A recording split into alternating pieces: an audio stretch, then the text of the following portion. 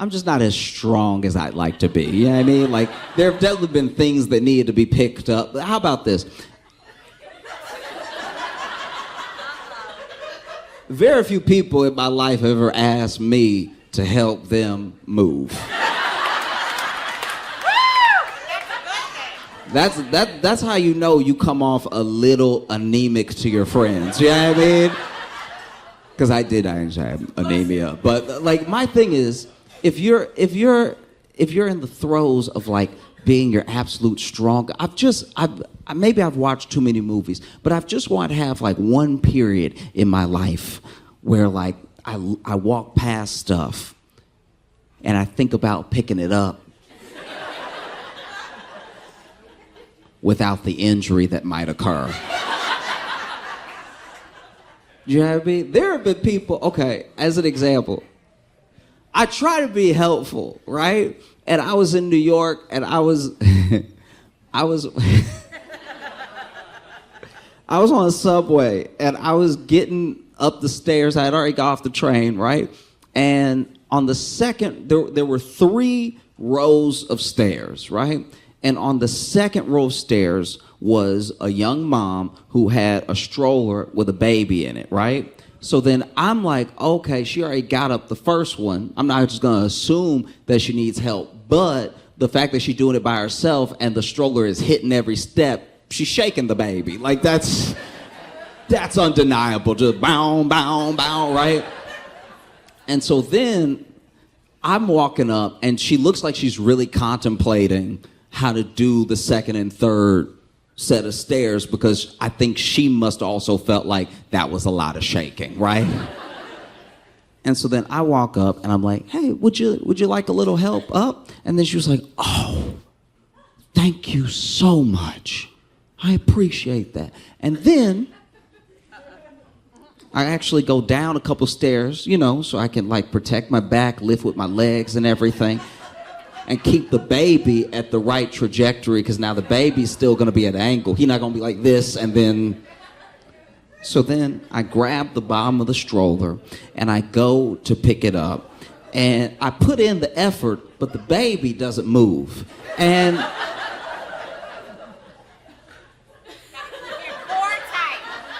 I cannot tell if the stroller is made of titanium or if this baby is secretly 12. Like, because this is what's so embarrassing about what's happening right now, is that I have 2 people, one of which doesn't have object permanence yet, but 2 people who know exactly what's going on. They know that I've now offered to help and I cannot help. Because as I'm really, like, did you ever see The Sword and the Stone? It was...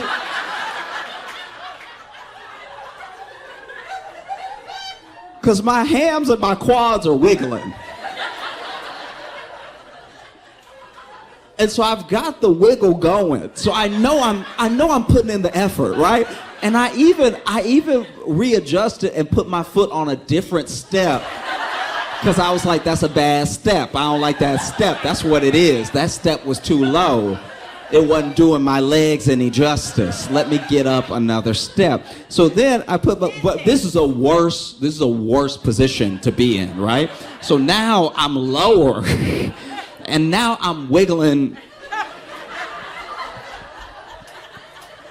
But the thing, okay, so I'm wiggling so hard, and then I look up a little bit, and the baby is like.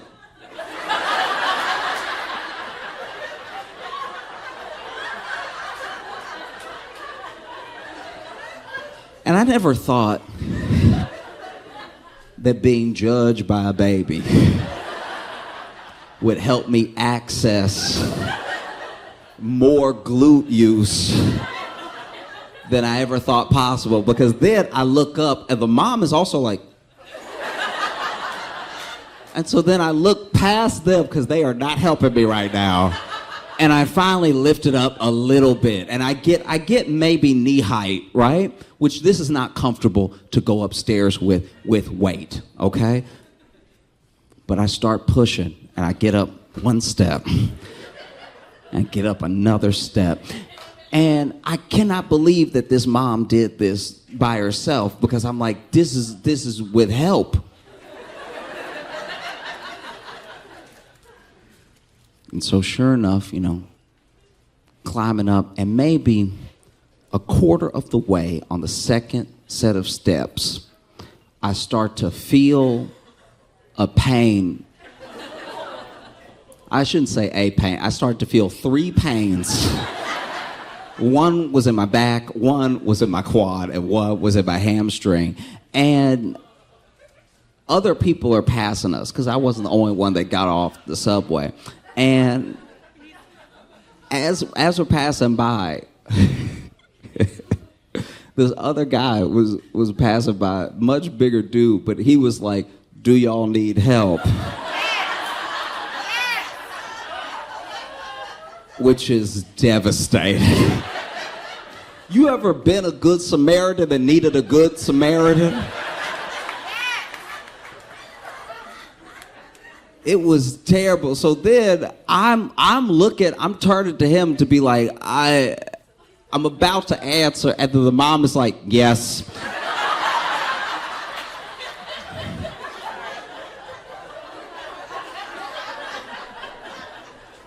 And so then this dude, with one hand, moves my hand and starts to take up some of the slack, right? And in my head, I'm like, all right, it's going to be the 3 of us together. And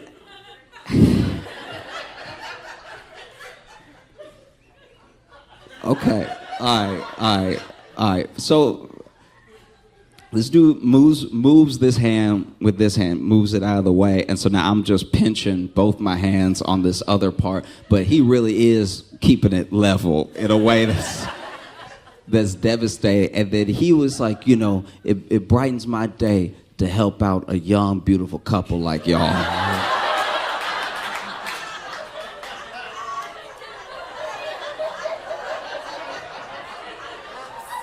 Which means that as he was walking up the steps and got level with me, he was sure I couldn't carry my own son.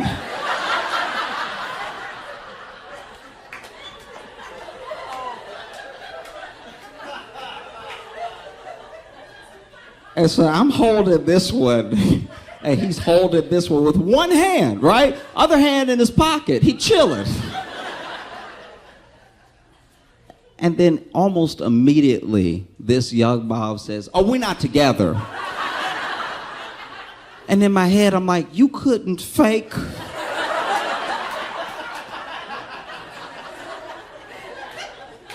You couldn't save me the embarrassment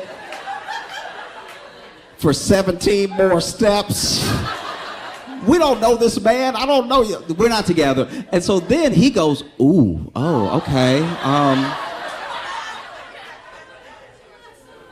Well, we all try to make things work the best way possible." Now he thinks I am an absent father that isn't able to carry my own son.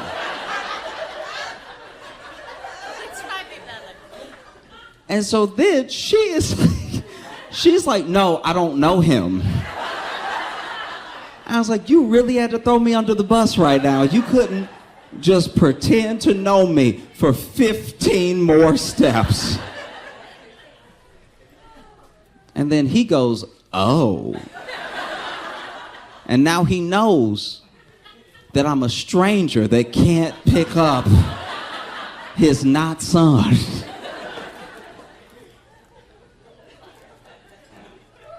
And I try to help people and everything, but this is too embarrassing. So after about the 4th step, I was like, "Hey, I'm late."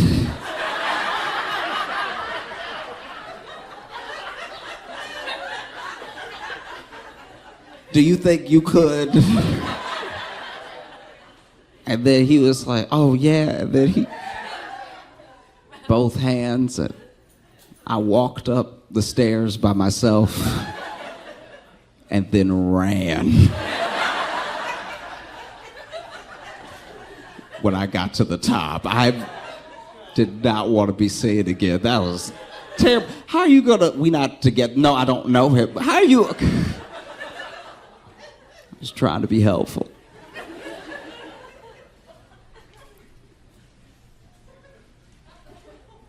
But I was hurt, like my pride was hurt. And so then I went home and got online and Googled the weight of that stroller, because I was like,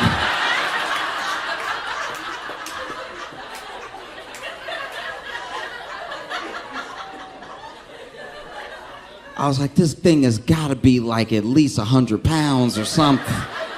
Try and make myself feel better. Turns out it was all baby. That stroller is 8 pounds. I'm surprised it was holding the kid up. I was watching the news, because at first I saw it on the news and then it spilled over to social, so I was watching a lot of it. I saw where Tyreek Hill got stopped by the police, right? And I don't think he got arrested. I mean, he got detained for a bit, but he still made it to the game and did quite well.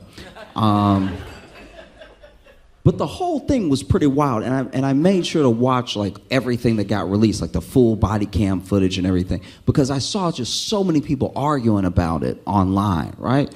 And in case you didn't see it, basically Tyreek Hill, who's a football player, right? He is he's driving and gets pulled over, right? And anytime I'm on Twitter and I see like a video of a black dude getting pulled over, I'm like, well, it was a good day. I don't know what I'm about to see. And so, you know, you see the body cam footage of the cop walking up after they pulled him over to Tyreek's window. And Tyreek is sitting there in the car and everything, and then the cop knocks on the window, and then Tyreek lowers his window, looks at the cop and goes, "Don't knock on my window like that," and then rolls the window back up.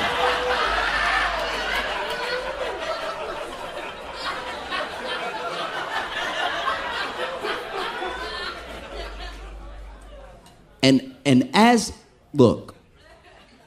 an African American audience member,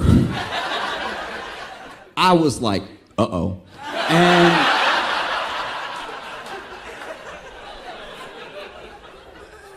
And you can tell, even the cop, you can't see his face because it's his body cam, but you can tell he's like, what? What just happened? So then he knocks on the window again, and he's like, yo, keep the window down. And he's like, don't knock on my window like that, right? Don't knock on my window like that. And they just go back and forth. He's like, keep the window down. Don't knock on my window like that. Keep the window down. Don't knock on my window like that. Now, to be fair, by now the window is just down. Like he's just... It's kind of like one of those things where you arguing with somebody, but they are doing the thing you asked them to do, but you still mad, so then you're like, and keep doing it. You just don't know what to say next. You're like, and stay doing it. And so then, you know, he hands him his license and registration, and then he rolls the window back up. And like, look. Look.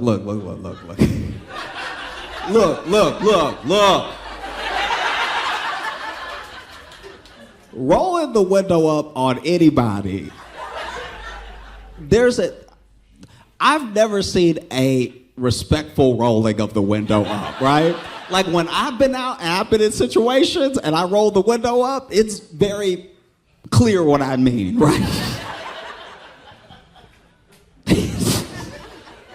I remember one time I was with my friend Mike in Chicago, and he was giving me a ride home from a show, and there was this one dude that was in the street, middle of the street, and you know, we had a pretty clear, we were in Chicago, and so we're going down like that Argyle area and everything, and we have a pretty clear street because it's so late at night, right? And it's it's like maybe 2:30 in the morning because I had a late show and I stayed to talk with people and stuff like that. And Mike is giving me this ride back, and we've got the windows down and everything. But then we're at a red light, and we see a red light away this guy who's been in the street, and we could tell from the distance, is just running in the street, no shirt on, everything. And then Mike just goes, let me roll up my window because this nigga is making me nervous. Rolling up the window is not both like a power move. Sometimes it's also a move of like, I really don't want to look at you right now. And so the cop knocks on the window again. He's like, hey, keep the window down. And then Tyreek is like, yo, just give me my ticket so I can go, right? And as an African American audience member, I was like, oh.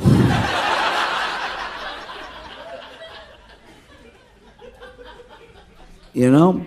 And so then God tells him one more time, he's like, yo, keep the window down before I take you out of the car. Matter of fact, get out of the car, right? So he just immediately decides, like, no, open this door. Open the door before I break the window. Open the door, right? And so then Tyreek is like, okay, damn, all right.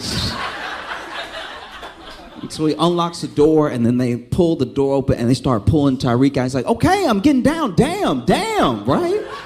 And now they're pushing him down and everything. And he's like, hey, careful. I just had surgery on my knee. And they're telling him. And then the guy, you know, the same cop as before, is like, oh, that's convenient. You didn't have surgery on your knee in the car when you couldn't keep the window up. And I was like,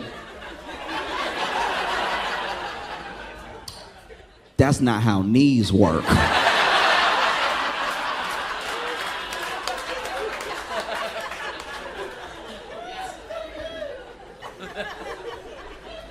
And so they got Tyreek down flat on the ground. I can't remember if they handcuffed him or they zip tied him or they just had him with his hands right here. And you gotta keep in mind that this is all for like some speeding. Like if you're speeding and they catch you, they just arrest you because you're speeding that much, you know? Like if you're going the speed of the temperature in Arizona, you're just...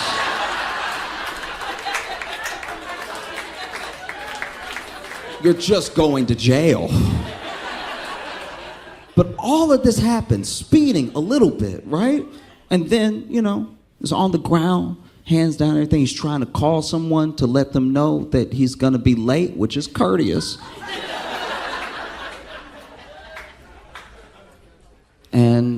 And then, you know, I don't know when in the sequence this happened, because then this is from a different angle, but I watched something that was fully put together, right? So I don't know if this one was on police body cam, but this was just like a part of the footage. And then, you know, Tyreek said something along the lines of like, yeah, another black man trying to drive in America, right? And then the same cop as before says like, oh, I'm Cuban, don't play that shit with me, right?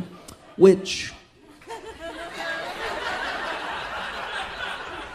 isn't quite like, I see where he was trying to get, but no, the 2 points kind of miss each other, right? And then, you know, there was another player who had stopped his car and got out just to see what was happening, because he saw Tyreek's car, Tyreek on the ground and everything. And so then he's trying to call somebody, and Tyreek is telling him like, yo, call whoever. I don't know if it's like the GM or I don't know who he wants him to call, but he keeps saying the same name. So then that guy goes, okay. But then the cop sees that guy and goes, yo, you can't stop there. Get back in your car. You can't stop there. Get back in your car right now. He's like, okay, I'm getting back in my car. I was just trying to see what's happening. Don't worry about what's happening. Get back in your car right now. Drive off, right? And he's like, okay, and even as he's moving towards his car, the cop was like, you know what? You too. And then takes him. And it did get to the point where I was like, are they going to arrest the city? Because I'm not going to lie. When you drive by, you get curious. You're like, whew. You know, maybe you're in your car and you drive by a little slow. You're like, is that Tyreek Hill? And the cop's like, you can get some too. Like, you know? But it just got me to thinking, like, wow, all of this. And our expectation, the fact that we expected it to be worse than it was, you know? Because I want to be clear about something. Tyreek Hill was, if you watch the tape, he was being an asshole because he thought he could get away with it, right? He thought he had enough money. He thought he had enough, like, access or proximity to maybe how his white friends move, you know? That he thought he could be an asshole and get away with it. And I want to be clear, the cops in that situation were also being assholes because they thought they could get away with it. But only one of those two parties was at work.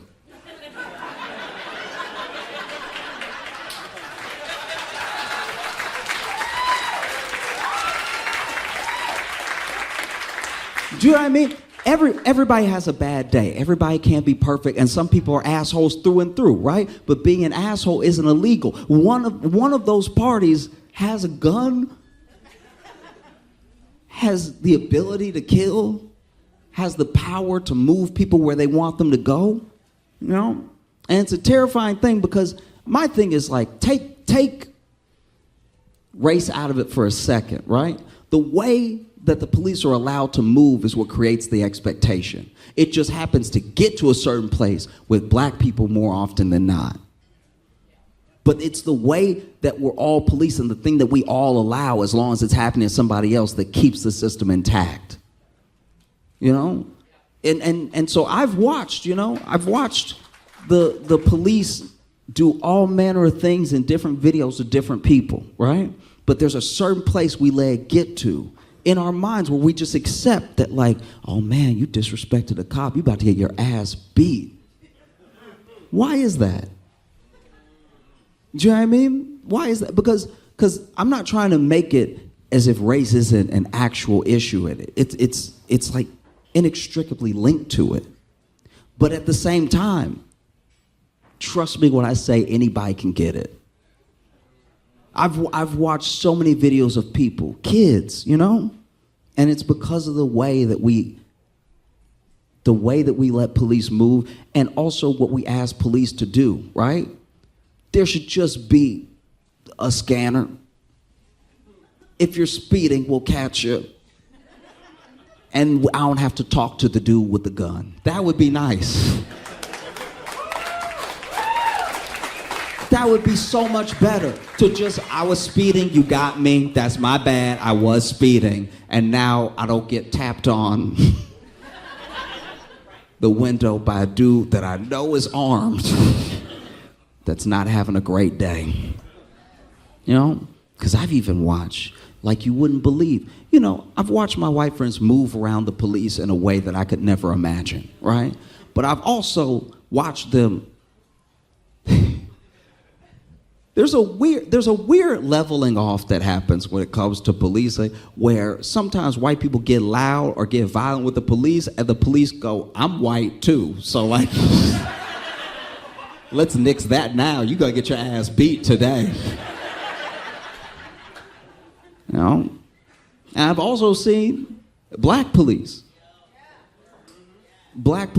tuning up black kids, right? But it's also the expectation that we have of police and the way that we allow them to move that like leads to situations like this. You know what I mean? It's terrifying to be pulled over by the police, just in my view, as a black person. Not even because I'm like, man, this cop's definitely gonna be racist. It's more just what can happen and what they can get away with that's terrifying. And I know that we're not all feeling the same way, but in my opinion, we should all be terrified. Because everything's well and good until it happens to you. And trust me when I tell you it can happen to you. In college, I had a friend who was getting a little drunk, right? He was pretty drunk. And, you know, he got loud with a cop. And I was trying to, you know, dissuade him. But I was doing it from a distance, like a coach. You know what I mean? Like I was... You know, I was like, hey, I know you white, but you're gonna get tased. I'm telling you. The way you moving right now is taser behavior, okay? That white skin can only protect you for so long. You about to get that ass beat, I'm telling you. I've seen too many videos of people doing what you do, and they never end well. And they didn't tase them, but let's just say I did eventually have to yell out, I'll see you back at the door. I don't want these problems.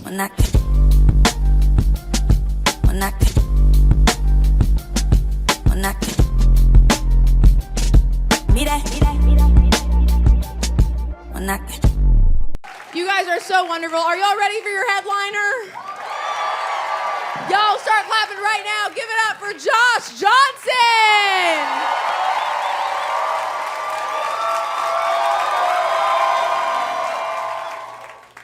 y'all saw everything that's happening with Tesla either. That's crazy stuff. Okay, so basically, if you're not aware, Tesla is an electric vehicle that, rewind just a couple of years was not a political statement at all. It was a car you could buy or not buy. It was just a car on the market that had some stock, and the stock would go up and go down and go up and go down. And then, Elon Musk decides to get involved with politics and gives anywhere from like $250 to I think maybe $270 million to Trump's campaign. And then Trump wins, and Elon becomes the president.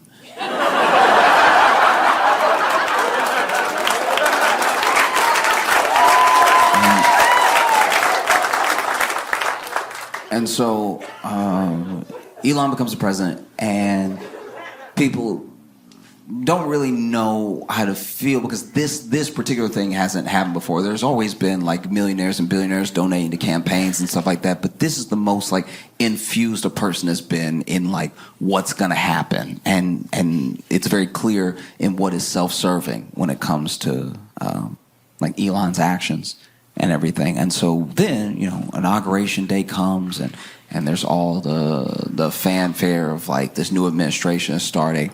And there are some people who own Teslas already, like they bought theirs in 2022.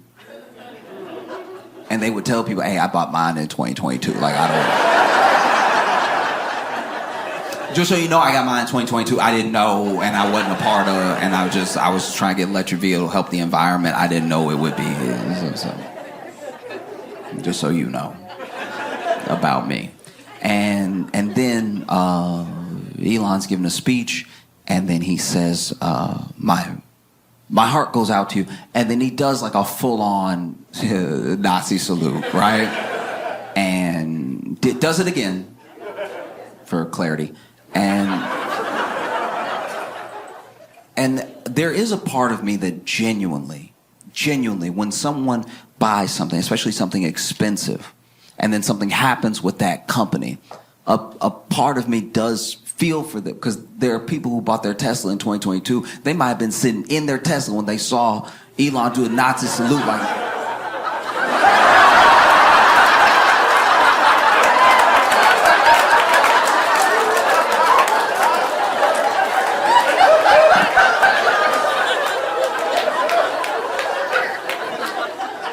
And now you sitting here, you gotta lease this car.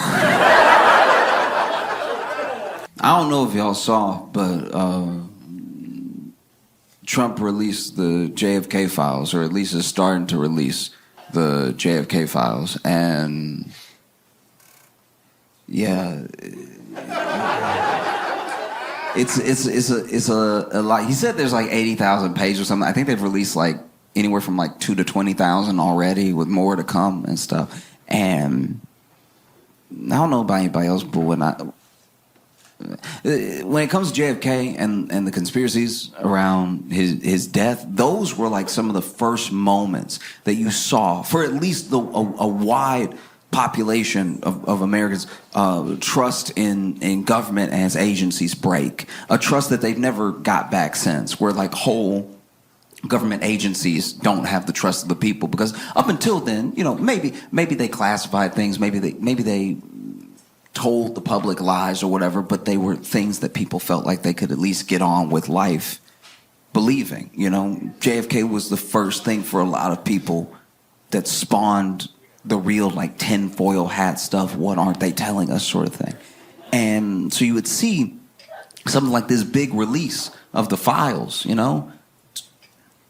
20,000 with like 60,000 more to come. And it's kind of crazy that everyone sees that and they're like, nah, I'm good. 80,000 pages? I don't think JFK cares that much. That's 80,000 pages. Game of Thrones isn't 80,000 pages. 80,000 pages is insane.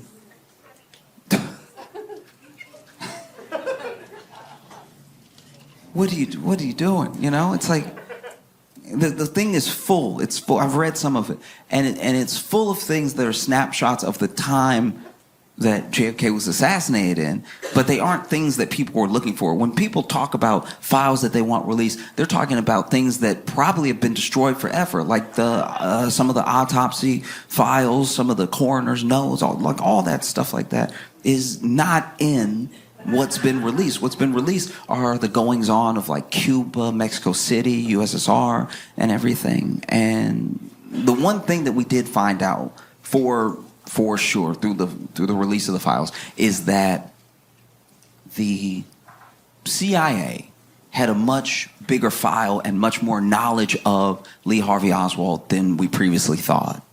And they had been tracking his movements and everything. He had been going to these different countries. I'm pretty sure he went to Mexico City for a little bit, and then he went to the USSR. And I don't know if the word is defect, but he basically was trying to leave the U.S., become an expat and join USSR, and even tore up his passport and everything. And the USSR was like, oh, nah. Nah, we good. That's crazy to me. That's someone, you have a CIA file on you and you're trying to move to the USSR, and they are like, you giving off some bad vibes. Like, I don't know what it is, but you creeping everybody out. Like, you stare too much, dog. Like, what are you looking at when you looking over here? It's unsettling. Just take that somewhere else. And so then he came back somehow. Didn't seem like he had a problem coming back, even though he tore up his passport.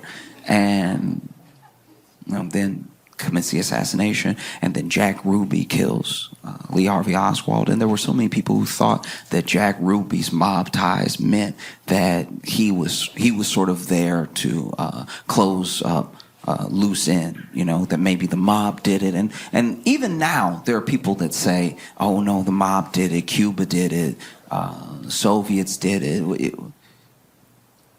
I think that when you're going through all these pages and you're reading this stuff that we're learning about how much the CIA and the FBI actually knew and didn't do anything, it doesn't really surprise me. It doesn't do much for me in the way of a revelation. And it's probably just because, because I'm black. You know, as a black guy, I'm not going to sit here and be like, not the CIA.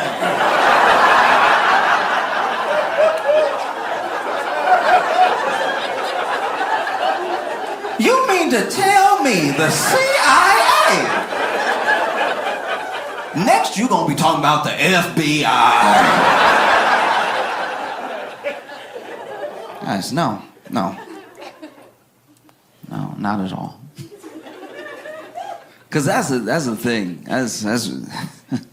That's what trips me up too, is all these pages are getting released. There are things that were released during Trump's first administration that were redacted pretty heavily, and then they've been re-released, not redacted, right? Or just one line redacted. So much so that there are people that are actually mad at Trump because they're like, some of that stuff, some of those people are still alive. What are you doing? You know what I mean? And so then, you'll have like one little line that's redacted, and you'll have someone obsess over that specific line because it's not finding the truth for them. It's about keeping the conspiracy going, Because you'll even see, they uploaded it to the archives. You can check it out in the archives right now. They uploaded everything they've uploaded so far, in my opinion, they've done pretty badly. I think they just had a scanner, and they were like, he said today, so...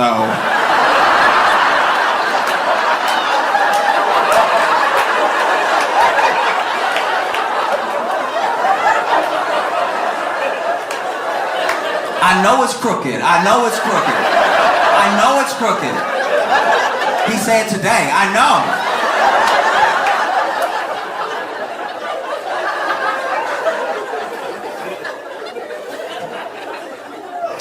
Honestly, I looked at some of the files, and some of it, some of the handwriting in some of the notes, whether it's written by a CIA agent or like some some politicians, some of the notes in there are so bad. Like, the handwriting is so bad. I'm like, he did it. Like, that's suspicious as hell, handwriting.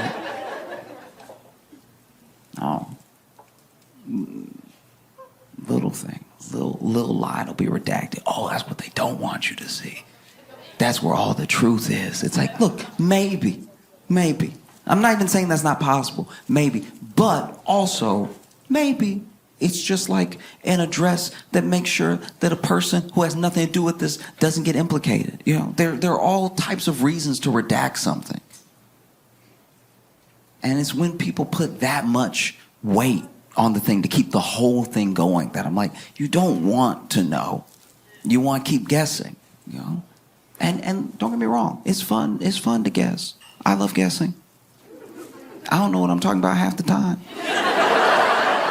Sometimes I'm just guessing. You know? Best way I can describe it is I'm a fight fan, so I watch boxing, I watch MMA and stuff like that, and I watch men's fights, I watch women's fights, and I just kind of follow the fighter and follow their journey and enjoy who I enjoy because I like the person, I like their story, right? And there was this young woman, I do not know if she is from Brazil. I think she is because I'm pretty sure she was speaking Portuguese, and she only speaks Portuguese. She doesn't speak English. So after fights, when someone wins, especially if they don't speak the language, they will do the post-fight interview right there. And they might do another press conference later, but they'll do the post-fight interview. And if they do not speak the language, someone will come out, a translator for the promotion will come out.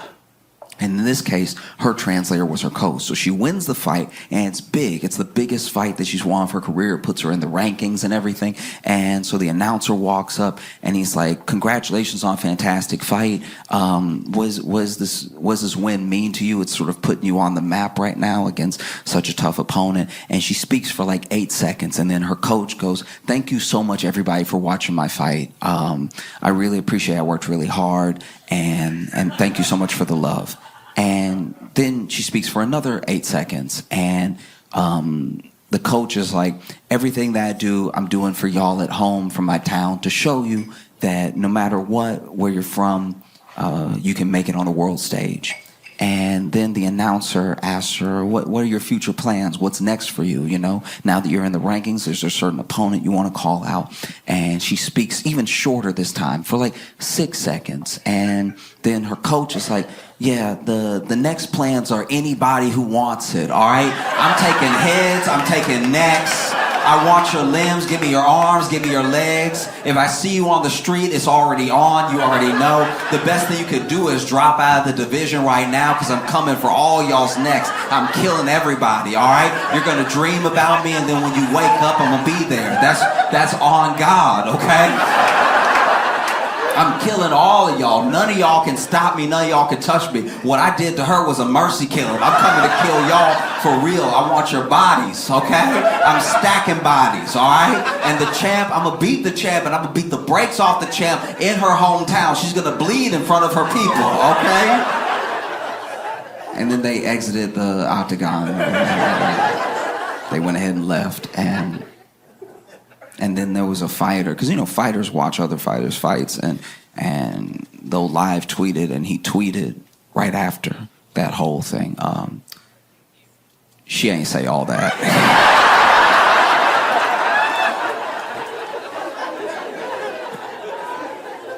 And I'm not gonna lie, that's what those redacted lines feel like to me sometimes, where I'm just like, yeah, look, maybe the whole truth is in the one sentence, but maybe it's in the 80,000 pages that nobody feels like reading. Because Trump said he was gonna release JFK files, and he slowly released them over time, I guess. And then there were people that were like, "Well, why don't you release the Epstein files? The Epstein files are what we want. That's what we're actually focused on. Why won't you release the Epstein files? Is it because you actually knew Epstein? Is it because you might be implicated? Is it because you were on the flight logs? Why won't you release the Epstein files?" All right, and then he does release the Epstein files, but what he does is he releases a bunch of files that were already released like last year, and then redacts some of them to make them look like they're newly half redacted files, and then people called it online immediately. They were like, no, this isn't it at all. And then even the people who were like showing it off and like, look at this transparency, then they got mad because they were like, you made us look like idiots. We thought you were releasing stuff you hadn't released before. And so then people called again, why aren't you releasing the Epstein files? So if you're Trump, you know, you're probably sitting here, the only thing you can do is release the Epstein files and hope it's 100,000 pages.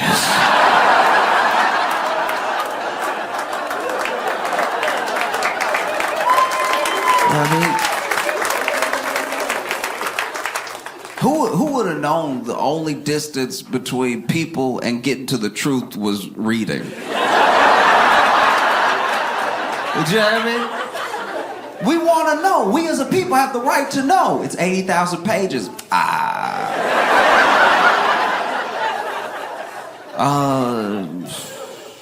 I'm gonna wait till the movie come out.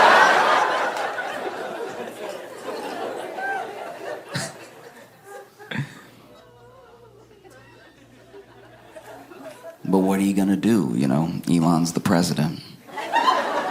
We know he's the president because, first of all, he telling everybody to report to him, sending whole government employees emails telling me everything you did. It's like, isn't some of that classified? Like, it's wild. You stand in the Oval Office talking about what we're doing. It's like, who is we? Got your son in there. That's how you could tell Trump not the president. Got Elon's son rubbing his boogers on him. I've had a lot of jobs and a lot of bosses. And no boss's child has ever rubbed boogers on me. I will quit before I let your child rub boogers on me. Elon is the face of Tesla. And he's also the face of Doge, this department that's been cutting all these government jobs and gutting a lot of government programs and everything. And I've talked to a lot of people, a lot of people across the political spectrum about Doge, about their actions, and from the time it started to present, right? So some people are like, oh yeah, it's a little bit much now that we're very much on its side. There are some people that still don't see a problem. There's some people that hate it from the very beginning. But one thing that I have not come across, and I only speak for myself, I'm not talking about I can't speak for the entirety of the internet. One thing I've come across is that there is no one who I have come across that says that there's no waste in the government and that they don't want to get to the bottom of what can be saved or what can be put to better use somewhere else. I think that's what generally everybody would want. If you pay your taxes and then you see where money's being wasted, it's like, oh, we have so many people who need that money in other departments, just move it over to them or give it back to the people or whatever the thing is. I don't think people inherently are upset about the idea that there's waste in the government. I know people that work in the government, they're like, this is a little waste. And so all of it comes down to what you cut and how you do it. That's it, top to bottom. That's the only thing anybody could really have a problem with, what you cut and how you do it, right? And I'll be vulnerable for a second. I'll admit to you right now, I've worked jobs.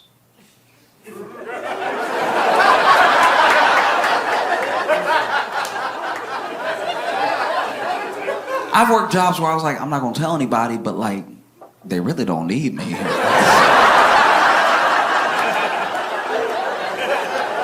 Like, as long as they paying, I'll keep showing up, but like...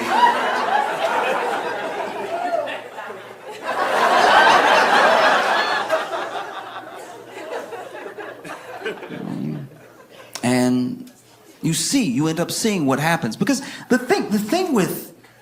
Whether it's voters or whether it's like rhetoric around how to handle this stuff, there are people who even now genuinely believe, oh, let's get a business person. Let's get someone who's good at business in government so they can run the government as efficiently as they run their business, right?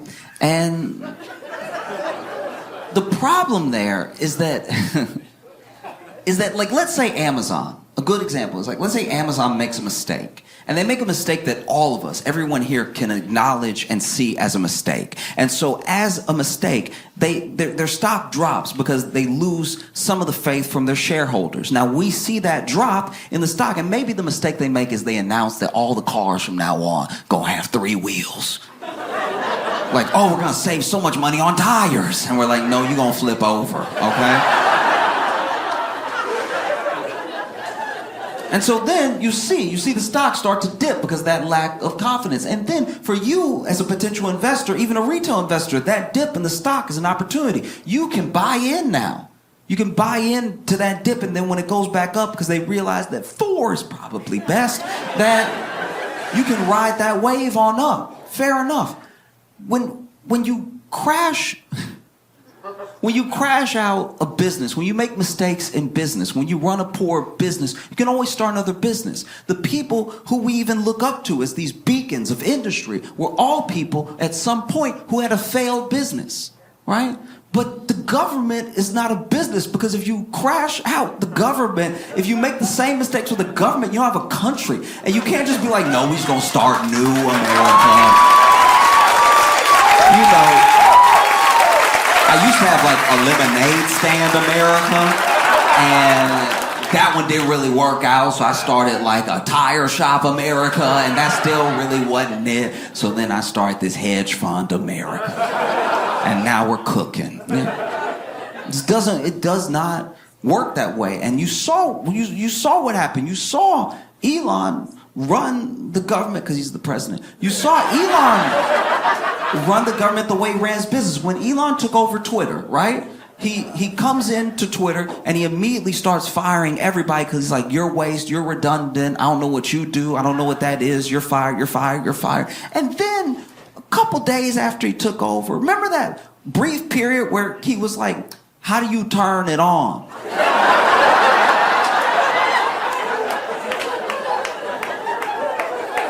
And then someone who still worked there, who he didn't fire, was like, oh, you fired the dude who turned it on. Yeah, you asked me for a list of people to fire. I'm not going to put my name on the list. So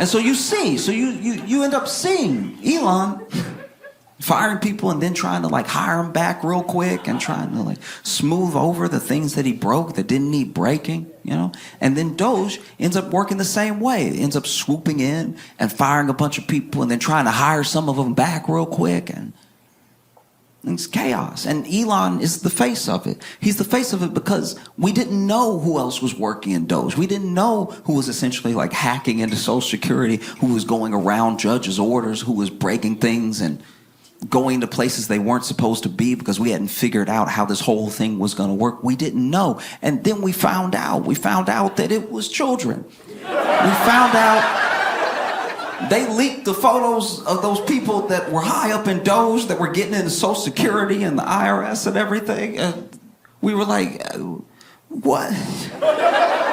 Fresh out of school, I saw one kid's picture who was like high up in Doge doing all the breaking in and stuff. And I was like, Peter Parker?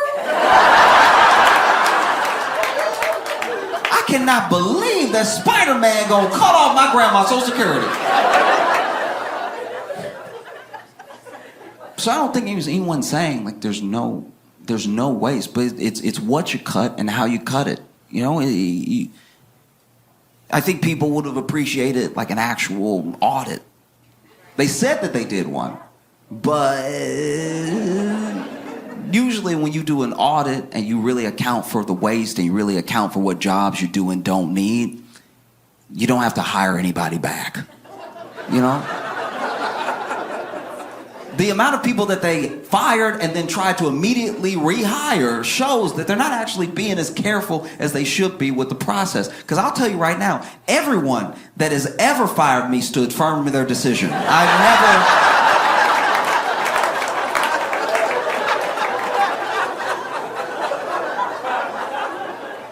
I've never been fired and then somebody ran out after me. Hold on. That's my bad. I was wild. Yeah, I was trying to look good in front of the other employees. You come on back in here. That has never happened. Anyone who has ever fired me has never called me again.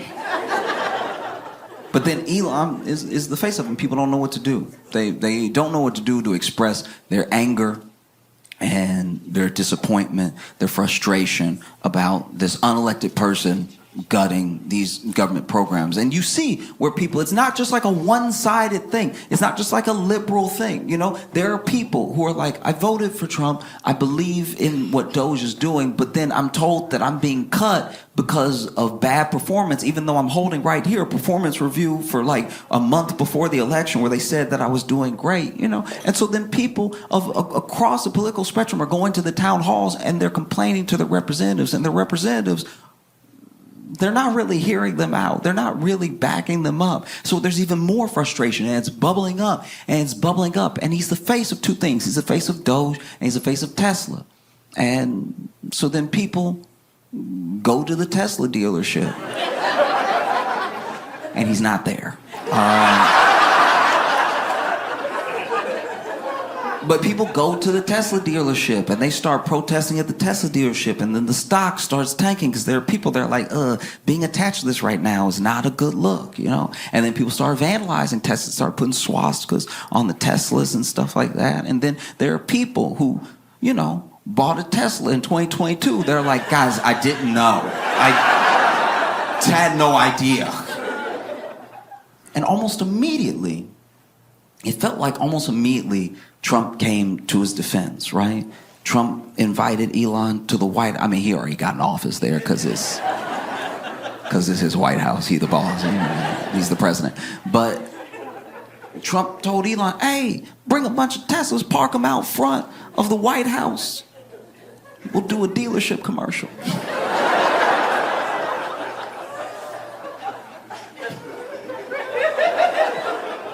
This man got in the Tesla. Trump got in the Tesla, was like, everything's computer. Which is not wrong.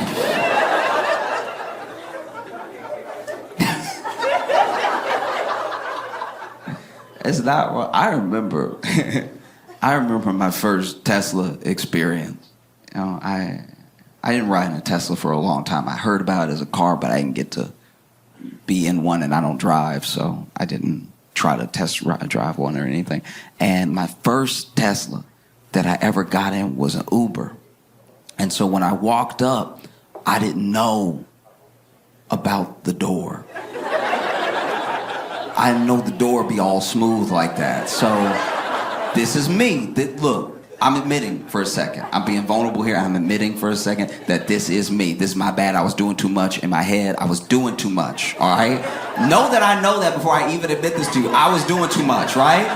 But when I walked up to the Tesla, I thought my driver sucked the door in because I was black.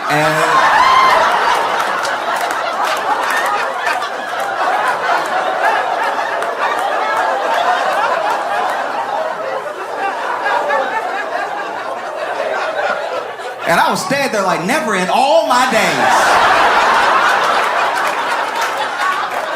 have I seen this type of racism.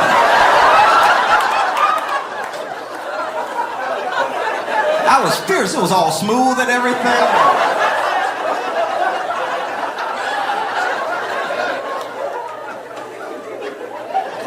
And so finally, driver noticed I'm not getting in the car, so he rolled down the window. I lean over all indignant like...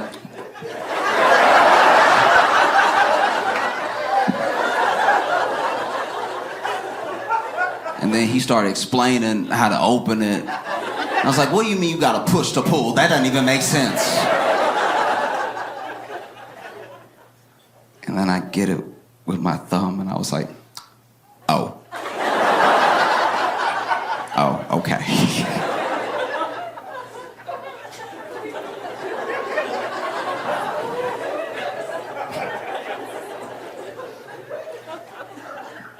Got in the Uber, we took off. And this is the thing with the gig economy jobs, right? Is that, how do I put this? There's a social contract we have not written yet on like how much this is like your property versus my time versus our experience, right? And so when I get in an Uber, I'm very respectful of the fact that this person's car. This isn't my car, right? I'm not renting it so it can be my car for a little while. And we're sharing this time together, but it is my time that I'm paying for, so that's what makes me the customer, you know? So I try to not make any waves. I get in an Uber and I'm just like whatever they need to do. Sometimes there are people who start driving Uber very, very early, so they're tired, and so they got to blast themselves with cold air. They have to have their window down, and I'm like, I'd rather that than us die warm. You know what I mean? So I don't say anything. I'm like, I'll just be uncomfortable on the way to the airport because that's what's keeping this man awake, and this is the person that showed up to drive me, right? So I almost never say anything. It's a very big deal for me to even try to say anything. And I go ahead and I do it, though. I'm like, hey, I'm so sorry. I'm not like, I usually don't do this or anything. But you know, I leaned over to him and I was like, hey, I'm so sorry. But could you please, like, touch the wheel? Like...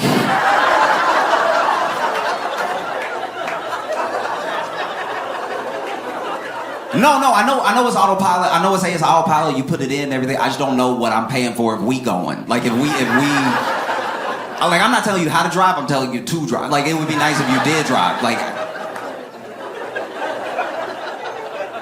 just put a finger up. Make me believe. Just put a finger. And so you see all of these attacks on Tesla increasing, and the stock price dips and dips and dips. And it goes up a little bit. Every once in a while it goes up because there's some people who don't care about any of this at all, and they see it as an opportunity to buy low. And so it'll go up a little bit, maybe like 3-4% here, and then it drops a little bit more, and it's down from its high by a lot.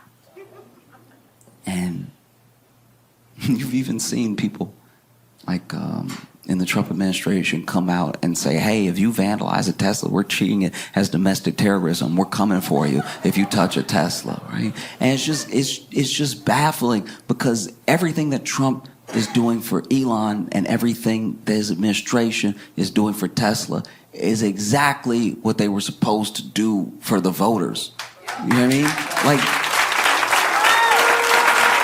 Trump saw that his boy was having a little dip, was like a little bit more broke than he was the day before. He was like, let me help you out. You know what I mean? That felt like a campaign promise that I thought he made to everybody, but apparently he was just talking to 3 people. And even going after people who vandalize a Tesla as domestic terrorism. Like, when do we ever talk about domestic terrorism? You know how much domestic terrorism we have? It's a lot. And then you see Elon go on the news, and genuinely he seems like really upset, like genuinely hurt. And I think it's because, you know, look, he's still the richest man in the world, but he used to be the richest man in the world by a larger margin. Like, he has lost billions and billions and billions of dollars, right? And you know, he's so affected by it. And I think that maybe he's so affected by it because when these things are such a part of your life, they do become your identity. Maybe being richest man in the world, maybe being seen as this, like, you know, this business guru, this scientific mind, all that stuff crumbles away when the people are not with you, when the people can't stand you, when you've angered them, when they don't want to have anything to do with you, you know. And he sees the destruction, he sees the people turning on him, and he seems genuinely upset. And I don't think his feelings are hurt because some people are mad at him. He's never going to meet these people. I think that when you attach so much of your self-worth to this money and this status, this influence and this power, that even the prospect of losing it can rattle you deep down, right? To your core as a person. And it looks like he's about to cry on the news when he's talking about, I don't know what I did to deserve this. It's like... And look, I'm glad he said that to a camera by himself and not like to a veteran's face. Like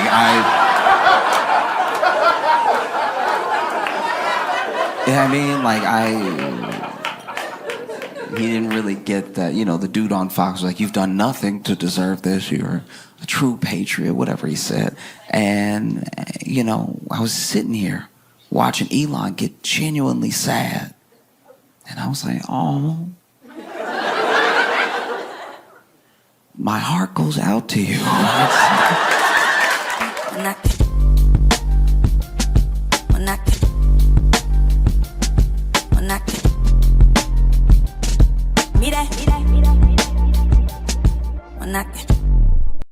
Okay, this is like a contentious thing. So just stick with me for a second because it's weird. It's weird that people are weird about it. Okay, so my friends are having kids, right? A lot of them are starting to have kids, so they're all having the conversation about like if they're gonna spank their kids, right? And people have very strong feelings either way. Some people think like, oh, you know, if it's rare and if it's warranted, then like a spanking here and there is not that bad. And then some people are like, no, this is full on abuse. This is like you're creating trauma and everything. And I'm not even telling anybody how to feel. Like I know that I was spanked when I was a kid, right? And it made sense that I was spanked because we were poor.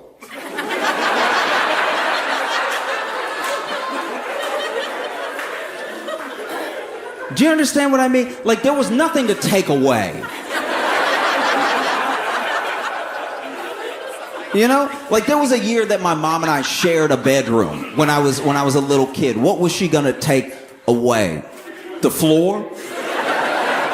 She's like, rest of the month you float from now on. And if I catch you not floating, that's your ass, all right? Do you see what I mean? Because I was in a very weird position at one point because I didn't have much money, but I got a scholarship and my family pooled their money together to make the ends meet for me to go to this Catholic school, right? So I was a kid with no money going to school with kids with real money, like money where they don't need to read. You know what I'm talking? You know that proper money that you can't mess up? You know that old money? And so, you know, I remember there was one time we were sitting around the lunch table and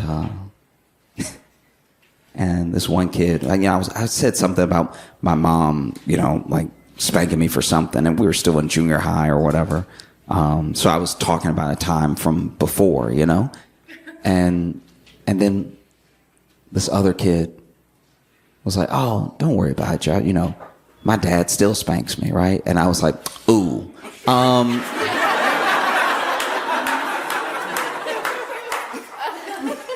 Tyler, you have a pool. That's abuse.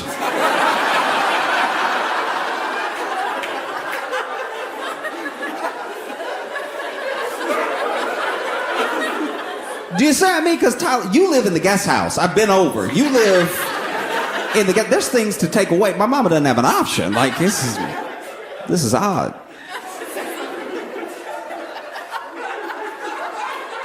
Like that's kind of how I feel about it. I'm not gonna lie. Maybe it's right. Maybe it's wrong. I'm sure it's steeped in generational trauma. Like I'm sure it is. I'm being sincere. I think that there's a thing where when you don't have means, right? When you don't have the extra time to think about the extra things, you don't think about the extra ways to like calm something. And I want to be clear, my mom had to spank me like a couple times in my entire life. So I'm not, over here like my mama did what she had to do. Like that's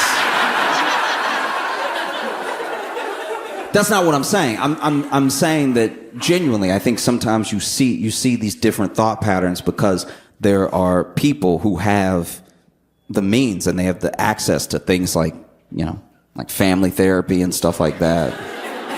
And then there are other people that work 3 jobs as a single parent to make ends meet, so they have to get to it quick.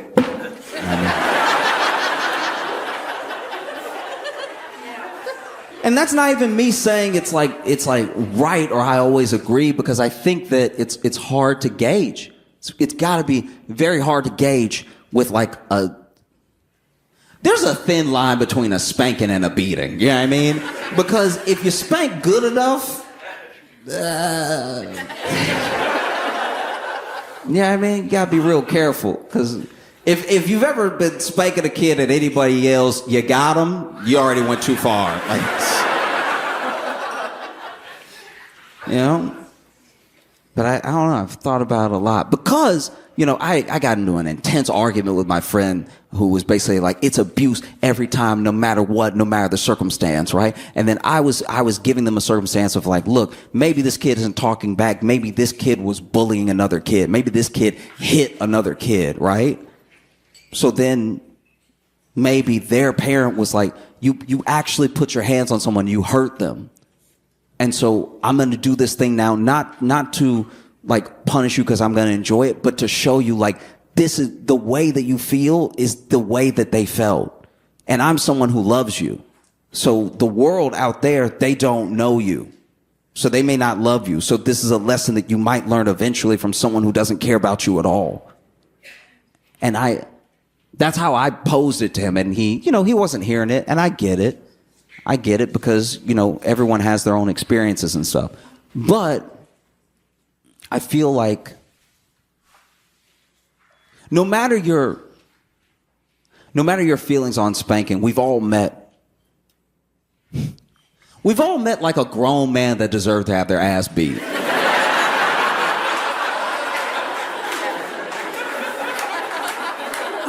And I think the thing for me is that could it have happened earlier?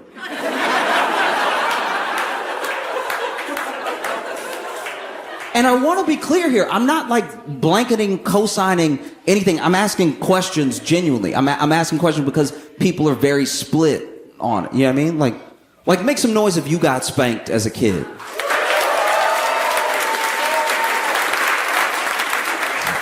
Okay, so just roll with me here, right? So you got spanked as a kid. Now, make some noise if you spank your kid.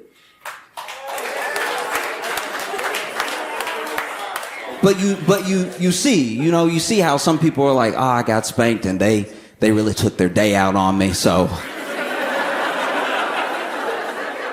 none of that for me. And then there are people that are like, I got spanked and I'm fine. And so I think I know how to gauge. So everybody has like vastly different approaches to it, you know? But once again, we've all met a dude who like, damn. He really probably had it coming sooner than today.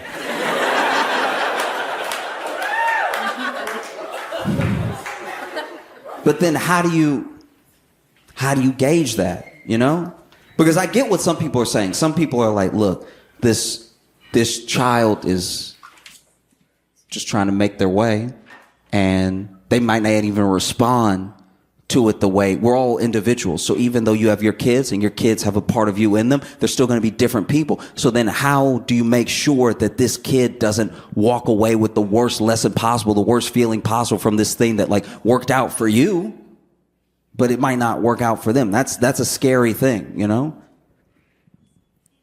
Like, I used to be like very nervous about moving to New York, right? I moved to New York years ago, and I remember when I got to Brooklyn, I saw a fight when I got there, and these were two kind of big guys. One guy was like medium sized, bigger than me, and he was muscular, and he looked like he knew how to fight because he did all the stances. He knew where to put his shoulders, put his fists, he could kick. He's either trained MMA and boxing or he's watched all the movies. Like this guy really knows how to move, right? And then the big guy was just a big guy. Like he was that, you know, that type of big where you can't tell if it's fat or muscle? You just know it's in the way, right? You know that he can move things where he wants them to go. Just a big guy, right? And I don't know exactly what they were fighting about, but it felt like one of those fights. It felt like one of those fights where they really wanted to fight their dad. Have you ever been in a bar and then you see a fight like you can smell it brewing? And then you're also like, I think if you had like punched your dad years ago, none of this would be happening right now. Like if you just had one good row with him, this would be a quiet evening, right?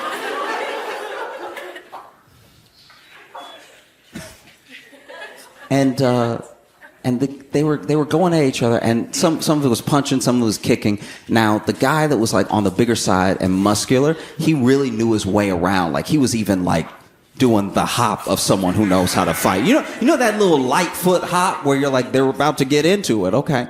And then there was one moment because I walked out of this bar because I was doing a show. Like a bar show with my friends, and then we were all walking out, and we all saw this like happening. It would start on the sidewalk, and it spilled into the street. And basically, you know, he's doing the hops, and he goes for a lunge. He goes for like this big punch, right? And when he goes for the big punch, the big dude moves out of the way and grabs his wrist. And they both look at it. They both look at like he grabs his wrist and looks at it, and then he looks at it like, uh-oh. And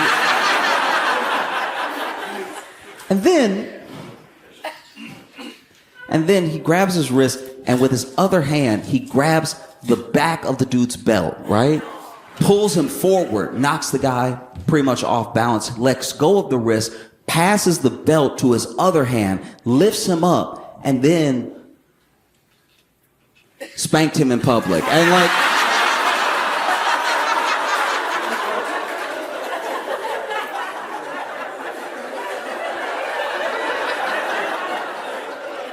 I had never seen somebody with a beard get spanked before. Like, and he's really like floating and everything. And this guy is like letting them have it, right? Like one after the other. This dude spanked him so much he took a break. There was one point where he was holding him suspended in the air by his belt, but also like...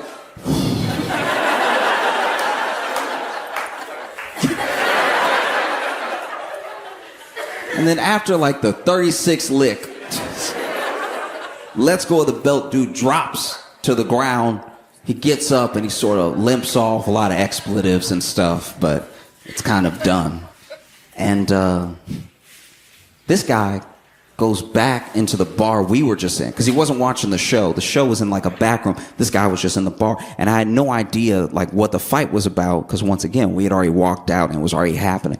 But he walked back in, and I'm like, I'm a curious duck. You know what I mean? Like, so I go back in after him and I'm like, hey man, are you okay? Which is a weird thing to ask him, but it's like, are you okay? What was all that about? And then he turns to me and goes, I look like a lot of dudes' dads.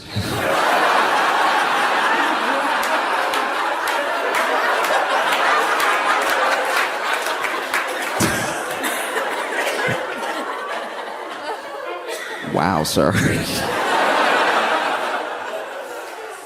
That's an interesting thing to figure out about yourself. Because dude was like 30, but he just had that dad head. Like he had the dad bod of being big, but he had like a dad, like he had a full beard with like this part right here was doing a little bit of like Vegeta action. Like it was coming back a little bit, and he looked like he could be a dad, right?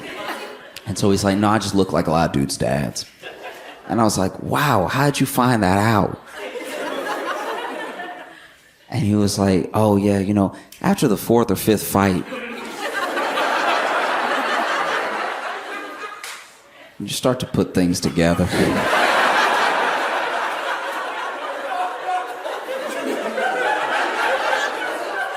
And he told me that sometimes he goes to the bar with his friends because his friends are with him and they don't help because they know he can handle himself. And so go to the bar with his friends, and he's like, after a while, I can just tell some guy starts looking at me, and he's just giving me a look like you can tell he's a certain level of drunk, but he's looking at me like, huh. And then he comes and he starts jawing at me, and I can tell it's not about me because I was just sitting here, I wasn't doing anything. And then he wants to fight, and he either swings at me first or he says, let's go outside, but this happens pretty often. And I was like, wow, are you a dad, though? And he was like, yeah. I was like, do you spank your kid? He was like, oh, no, I would never.